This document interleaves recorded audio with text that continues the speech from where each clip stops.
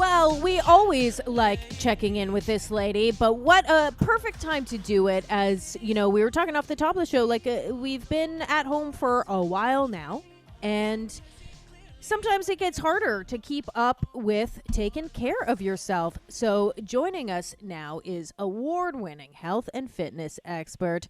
Welcome back to the show, Sonia Jhas. Hi, Sonia. Hello. How are you, ladies? I mean, we're doing all right. How are you?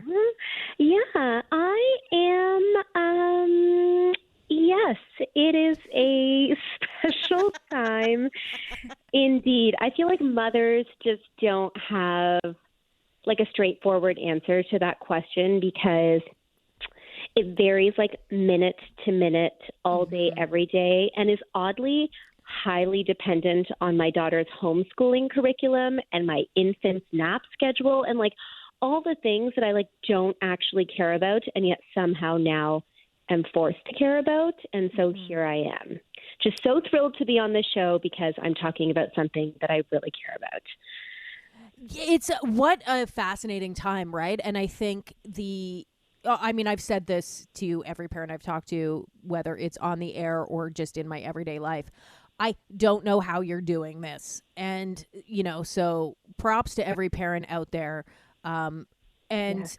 Whether they're trying to work from home, which is an insane nightmare, or whether they have to go to work and are trying to navigate that system. It's totally nuts. And we in this household have both, where my husband is a frontline worker and then there's me with the two kids and like trying to salvage some sense of a career. And you're like, it's just messy. It's all kinds of messy. But then you know what makes it messier? Food and exercise. So I get it. I feel like everybody is struggling in their own ways. Kids are not.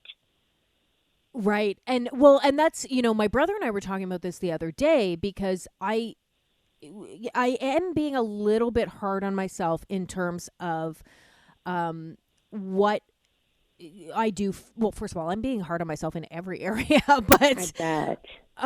But especially too in terms of my eating, which is normally I can keep decently on track, feels like it's fallen apart a little bit. And then I'm someone that really if I have access to the gym, working out is fairly easy for me, but when I have to do it on my own at home in this environment, I find it much more difficult. And that is, again, it's putting mental pressure on an already difficult situation. I know. And I mean, I really don't think you're alone. I mean, I don't really know anybody who is, particularly thriving during this time, given all of the different constraints, namely like consistent access to the fridge and or pantry and the lack of, workout resources. It's tough. It is really tough. And I will say that I think, as you said, it's just like the mental stress that is the real challenge, because it's already a hard enough time. And then we start judging ourselves around the fact that we are not getting hashtag the fittest ever. And we are not, living our best lives, taking advantage of all of this time that we apparently have to be focusing on ourselves and really taking care of our bodies and our minds. And I think that judgment just creates this really vicious snowball effect where, we start to dip our toe into self-loathing and then we suddenly need a snack and then we're suddenly not working out. And then it just sort of creates this tornado that's really hard to come out of. And I mean, what are we going on 6-7 weeks now? It's volatile, but I don't think that it needs to be so black and white. I do think that there is a little bit of action that we can take to start to maybe move it in a slightly more positive direction. And so you're a busy mom. Everyone listening at home, they're either working, they're doing, other stuff around the house. They also have kids. Where do you start, Sonia? Where do you say to someone who's not motivated right now, but wants to work out, wants to try and be active, but just does not know where to begin? I think the biggest thing for everyone right now is to try and let go of what has already happened, right? Like, I feel like because we're so far into this now, people are like, well, it's already been 6 or 7 weeks. I'm not just going to like turn things around now. I'm too far gone. And this idea of like suddenly getting into mode right now seems really challenging because, you know, if we evaluate ourselves on how we've sort of been conducting ourselves for the last month and a half to 2 months, I think it just feels really unrealistic to suddenly just turn the ship around. But the first thing I will say is that you kind of need to let that go. However, you've been dealing with the trauma up until now has been its own chapter. And if you're now starting to experience real frustration and just like a lot of resentment towards the situation and yourself because you just don't want to keep feeling stuck, the best thing you can do is like let it go and start fresh. And I know that that sounds so basic because it's like, oh, just like let go of all the drama and like you're a new person and just like take a couple of deep breaths. I don't mean it that way, but I really do mean that if you want to sort of move in a different direction, you have to start evaluating yourself differently, and taking a look at how you've been dealing with things up until now isn't necessarily going to give you the confidence that you can pave a new path forward. So take a breath. Acknowledge that you want to do differently. That's a big step. Even the wanting to do differently is an important feeling to acknowledge. And then break it down. Like, I think, again, because it's like, oh, you know, some of us have gained 5 pounds, some of us have gained 10 pounds, we feel gross, we can't fit into our clothes. It feels like a giant mountain to climb. Like, how are you going to get rid of all of this weight now? How are you going to turn things around? And I think the biggest thing you can do is recognize that it is not going to be an overnight journey all of a sudden. And it isn't going to be the drastic steps and the drastic measures that get you where you want to go, despite the fact that it's like, oh, if only I could just starve myself for 2 weeks, wouldn't that be easy? Then once the weight is off, I can sort of figure out my lifestyle and clean it back up. But that's not the right way to go because you know that that's the stuff that doesn't last. So break it down into small pieces. My biggest thing right now is just setting myself up for success with really low thresholds. Like, I've got really digestible goals on a daily basis and on a weekly basis to keep myself moving forward. Some of those goals are, did I drink 2 liters of water? Now, normally I expect myself to drink 3 liters of water, but right now I'm saying 2 because let's be civilized. There's a pandemic. So am I drinking 2 liters of water? Yes or no? And if I'm not, then okay, how can I improve on that? How can I make it so that this week, if I did nothing else, I just stayed hydrated? Like, that is a good first step. The second piece of it for me is always like the working out piece. And Allison, as you said, that's really challenging when you're at home and then people are like, oh my God, like I don't have gear. And now do I need to like follow somebody on YouTube or start running, even though I don't like running? I think the idea is, how can you get your body moving in a way that you do not hate? And not hating what you're doing is really important. Like, I know a lot of people that are like, oh, well, then I just thought I would, you know, start running 5 to 10K a day because like that's essentially all you can do right now. Meanwhile, they absolutely loathe running, and why you would be motivated to do something you hate is beyond me. That's like a really unnatural thing to expect of yourself. So how can you get your body moving for, let's say, 20 minutes, 3 times a week to start with? Like, this week, is there a way for you to move your body for 20 minutes, 3 times? And that's it. Nobody's asking you to do an hour of exercise. Nobody's asking you to lift any weights, but just getting yourself into the habit again of like moving and feeling good about moving. And it's that small sort of cumulative progress that starts to make you feel like, oh, I did 20 minutes. Okay, like maybe I feel like doing 25 or 30 minutes. And again, what that activity is, that's totally up to you to decide. Do you want to just like jump around to loud music and shake it out? Do you want to follow exercise tutorials? I mean, there's like a ton of stuff available online. What's really going to work for you that's going to make you feel good about moving and sort of, you know, getting the endorphins going again, getting some of those calories burning? Like, it's all sort of, it's a good package that you just kind of need to start delving yourself into. But But expecting yourself to work out 7 days a week all of a sudden, I think that's the part that really kind of scares people, because they're like, I haven't been doing anything. I've gained all this weight. And now come Monday this week, I'm going to work out 7 days. I'm going to be super hardcore. And then Monday afternoon comes, they're busy with work or their kids, or they're already crying in the shower because life sucks. And to expect themselves to start this like new 7-day streak that day is really unrealistic. And if they miss the Monday, then they're like, well, this week is shot. And so I guess I'll start again next week on Monday. And that cycle just continues, when if you just set the bar lower and say, all you have to do is 3 out of 7 days, well, that's 4 days for you not to be exercising at all. That gives plenty of room for the volatility of life, kids, relationships, work, pandemic stuff, all of it, right? Like there's just more breathing room so that you're not failing and falling off track all the time. I just want to go back and highlight something that you said at the very beginning, Sonia, because I think it certainly resonates with me, and I think it's really important, and that is let go of what you've done so far, because I think part of my thing is that I'm this is month 2, and I go, look at how little I've gotten done, and I'm that is kind of a recurring thought, or like I'm so far in now, or I've eaten badly for this long, or whatever it is. And or like, what's the point now? Or even if it's not what's the point now, like what makes me think I'm going to change now?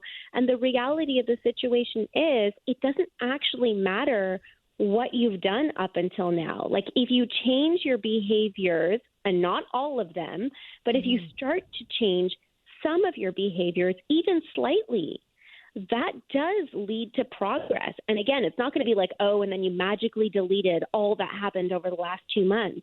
But, this phase is not going to be ending anytime soon, really, right? Like we're still sort of grasping the fact that, what we thought was going to be 4 weeks has turned into 7 weeks, and it's probably going to continue to unfold in various stages that are going to prevent people from feeling like they're able to bounce back to normal, right? Yeah. Like that feeling of like, okay, now the reset begins. Like it's the new January 1st. Like the new January 1st realistically is probably not going to be until January 1st. And so if that's the case, then it's like, how do you let go of all of the resentment towards yourself on the fact that you've dug yourself into this hole in your mind? And how can you now sort of sit there and look at, okay, what would make me feel better about myself, and what would give me a feeling of self-respect so that I can be like, you know what, you treated your mind and your body well this week. What are those elements? And for everybody, it's different. The same formula doesn't work for each person. For some people, it's far more about diet. For some people, it's far more about exercise. But I think for everybody, at the end of the day, they want to be able to go to bed and be like, you know what? You did not bad today. It wasn't 100%, but you did pretty good. You put in some effort. You did some good things for yourself. Okay, a little pat on the back. And for me, that has been the biggest thing that's been keeping me feeling like the world and my life is not ending on a daily basis. It's been, can I set myself up for some easy wins throughout the day so that at the end of the day, when I'm going to bed and I'm exhausted and I'm in tears because of my children, can I sort of take a deep breath and be like, you know what? At least you got that workout in. Or you know what? You ate a salad today when you really wanted to eat a box of cookies. Like, that's pretty impressive. Or you ate a salad and then you ate the box of cookies. And that's okay too, but at least you ate the salad. As opposed to sort of, getting to that point at night where you're like, so frustrated and in such a funk, and then you look at yourself and you're like, well, I might as well take it as far as I possibly can today, because today was the worst day ever and I didn't uphold my end of the bargain to myself in any way, and so I might as well eat all the things in the pantry tonight, and then I'll start again tomorrow with some hope that it'll be different. Because the reality is it's not going to be different until you really decide that there are going to have to be small baby steps that are going to slowly lead to bigger strides that will lead to a phase that feels fundamentally different. And it usually takes about 2 weeks. 1 week of relatively decent compliance, and you're like, okay, like kind of a slippery slope here, but like, yeah, I guess I sort of pulled that off. Once you've made it to like 10 to 14 days of being like, okay, these were the things that were important to me. I drank water. I moved my body 3 times this week. I made sure that I ate less processed foods, or if not that, I made sure that I ate at a more consistent sort of schedule with a more consistent rhythm and cadence. Or, you know what, this week my only goal was to let go of that 9 p.m. snack, and I did that. Like, whatever it is that's going to make you feel like, yeah, okay, that was not the same as the week before. Once you set that out for yourself and you get that week, 10 days, 14 days under your belt, suddenly you don't feel like you can't trust yourself as much. Suddenly that slight bit of confidence starts to come back, and that's all it really takes, because then you're like, okay, I'm not like one cookie away from falling apart every minute. I'm not one day away from suddenly being like, that's it, I never worked out again.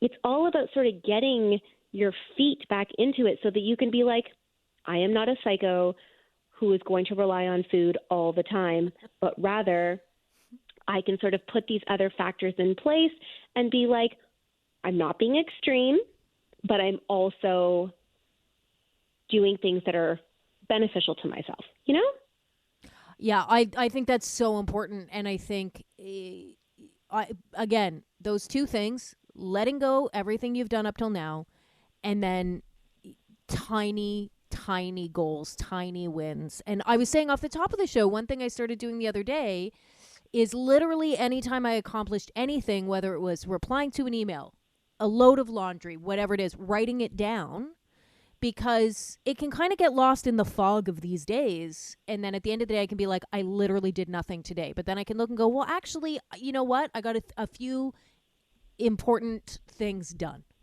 Allison, And I absolutely love that idea. And I actually do the same thing myself, because it's so easy for us to only reflect on the negative, you know, where it's like, I'm a monster. I, you know, ate like garbage. I did nothing. And it's all negativity, right? Like, we're just constantly waiting for reasons to hate on ourselves.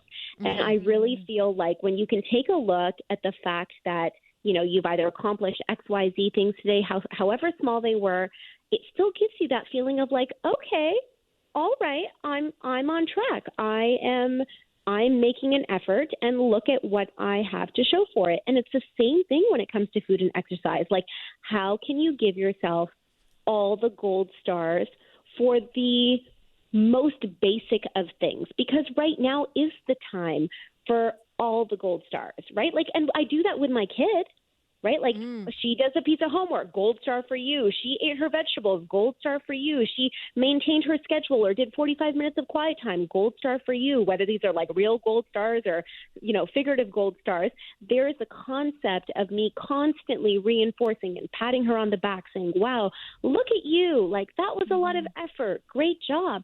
But who's doing that for us during a pandemic? Like, this is hard stuff. And I really feel like it's something as basic as that, just, you know, keeping track and overtly making a log of all the teeny tiny wins that make you feel like you suck less today. That then over a few days, you're like, you know, I'm not so bad, actually. Suddenly I don't feel so bad. Suddenly I don't want the cookies. Suddenly, oh, maybe I can challenge myself and take it up just like 2%. And as long as you keep taking it up 2% and not 200%, which is how we normally like to do things, right? It's all or nothing all the time. Then, you know, 2 to 4 weeks from now, you're sitting there going, oh my God, yeah, I was off to a really rocky start. Thank God I turned things around. And now the weather is better and I'm feeling better. And it all kind of comes together in this like beautiful little package. And that's what I love about you, Sonia, is because you make it. This isn't an easy thing what we're going through, but you're very encouraging. You're realistic with our goals and what we can do and what needs to be done. You make it seem like it's achievable. And I've been stalking you on Instagram, watching your workout routines, and I'm wondering if you have any workout suggestions that you can do at home and incorporating at home equipment that you have, because not everybody has weights or booty bands or stuff lying around the house, but you're getting creative on Instagram. Yeah, and you know what? Honestly, you really don't need much. Like, the best bang for your buck is to focus on compound movements. That's movements that utilize multiple muscle groups at the same time, So as opposed to being like, oh, and then I worked out my tiny little tricep. Is there a way for you to get more of your body engaged with each move that you do? Yes, there is. And the great thing about it is that you don't need machinery for it. I'm talking about things like squats, lunges, mountain climbers, push-ups, Supermans, different ways to engage different muscle groups, but also large muscle groups so that you get the most out of each workout that you do. And so, do you need additional weights and things for squats? Sure. I mean, they can be beneficial if you're going to be super hardcore, but there are easy ways to make exercise moves more challenging without equipment. Making things plyometric, so making them explosive, can really challenge the body in a different sort of way. So instead of doing squats, doing squats, doing jump squats. That's a great way to do it. Instead of doing lunges, doing scissor jumps instead. It's all the stuff that we all hate to do, those explosive movements, but in reality, they're very effective. Mm-hmm. In addition, if you don't, because for whatever reason, your joints hurt or it feels too challenging to make things explosive, use stuff around your house. Take a backpack. It doesn't need to be anything fancy. I'm not talking about anything brand named here. Take a backpack and throw stuff in it, whether it's books, textbooks, whether it's a water bottle or 50 water bottles. It doesn't matter what it is, but put stuff in a backpack, put the backpack on your back, and squat with a backpack. Or hold the backpack in your hands and use it when you're doing deadlifts the same way that you would if you were using larger weights. There's a lot of ways to be able to utilize the same muscle groups and do the same movements that you would be doing if you were in the gym with household type of stuff. If you don't have gliders, for example, you can use towels on your feet. If you don't have resistance bands or you don't have those booty bands, use pantyhose. Nobody wants to be wearing pantyhose right now anyway. Tie up those pantyhose, put them around your legs, and make the resistance out of that if you need to. There's so much stuff. And if you look up DIY stuff online, I'm sure you'll find a ton of things. But take a heavy coffee table book, get down onto the floor, add those into your full sit-ups or your Russian twists, and your core will be on fire. None of this stuff looks sexy. None of it feels sexy. But if really what you want to do is get your body moving in a way that's fundamentally going to feel challenging, and it's going to, lead to the results that you're looking for, which is potentially, losing some of that added fat at this point in time, building some of that muscle back up, working on your cardiovascular capacity. It doesn't take much. And honestly, we hate them, but the jumping jacks that we used to do in gym class when we were in elementary school are really effective. Put your timer on, do 45 seconds of jumping jacks, take a 15-second break and do that again 5 times, and everything will hurt in your body. I promise. No, yeah, that's why we hate them. I have hate them. Look, I don't want to brag hard here, but twice in the past 2 months, I have done Jillian Michaels. I can't remember total. Anyway, I've done one of her workouts 2 times. Nice. And amazing. Jumping jacks are a part of it, and they're a nightmare because they work. Because jumping and lifting your arms up and stuff makes your whole body jiggle gross, and yet it works. It really does. And me and my daughter do them together all the time, and she looks friggin' adorable, and I look like a nightmare, especially considering I'm fundamentally still heavily postpartum. And so it is. It's gross, but it works. And I think that's the thing, right? It's like, abandon the judgment for yourself and then abandon the judgment for what it is that you're doing. Yes, there are super cool people on Instagram doing all these really dramatic workouts, and they make everything look really fun and really sexy. But If your workout doesn't look anything like that and you still did something for 20 minutes at home that got you breathing heavy, you felt a little bit sweaty, you felt like something, started to work in some muscle somewhere in your body, that's a pretty big deal. It doesn't matter that it didn't look Insta-worthy. It still worked, so who cares? Absolutely true. Absolutely true. And this is exactly why we go to you, Sonia, because you know how to get it done in the kindest, most gentle way possible. And that's why, you are the fitness person I want to talk to the most, is because you are not about, listen, if you're not puking, you're not working out. And, you're all about being gentle with yourself. And again, those tiny steps. I think that's the thing. It's like after a million years of doing it the other way, of being the brute force drill sergeant and, doing the anorexia version and the, fasted cardio twice a day version and all the different things that never actually felt good. And yet I forced myself to do anyway. I've just gotten to the point where I'm like, first of all, clearly that didn't work. And it took me 25 years to realize that. And that's why the yo-yo continued again and again and on and so forth. And also, I think, especially when we look at this phase where we're really dealing with some very significant challenges, however you want to look at it, whether it's specifically about the pandemic or whether it's just about life in general right now. This is a really hard time for everyone. And why would you want to be mean to yourself right now? Like, it's so bad already. If you're going to be mean to yourself on top of that, then that's really unfortunate, because if you can't cut yourself a little bit of slack and be your own friend, I know that sounds so corny, then nobody else is going to do it for you during this time. This is really a scenario where you do have to rely on yourself to give yourself the motivation and give yourself the positive feedback. And I think for everybody that's still struggling, I don't feel like this is a light challenge for anybody. It is hard for all of us, and none of us are in the struggle alone, right? Everybody's like, oh, but she has her stuff together. No, she doesn't.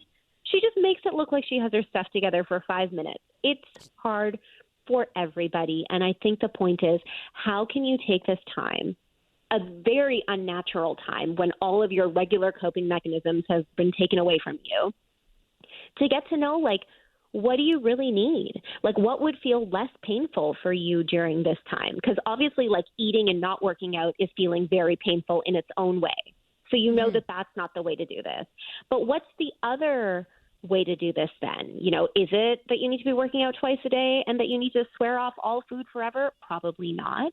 But what is that balance? What is that gentle version of existence for you that incorporates the things that you value the most, so that you can be okay, I'm doing my best and I'm feeling good about the progress that I'm making, and it's slow, but I expect it to be slow. And frankly, I don't get to leave the house anyway, so it doesn't matter how slow it is, Yeah. Well, Sonia, it's always so wonderful and uplifting talking to you. And of course, people can find you.